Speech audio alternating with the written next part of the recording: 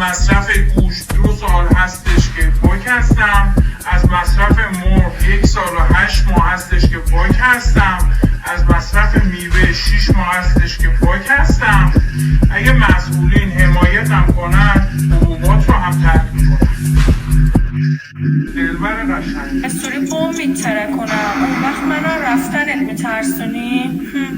بده 6.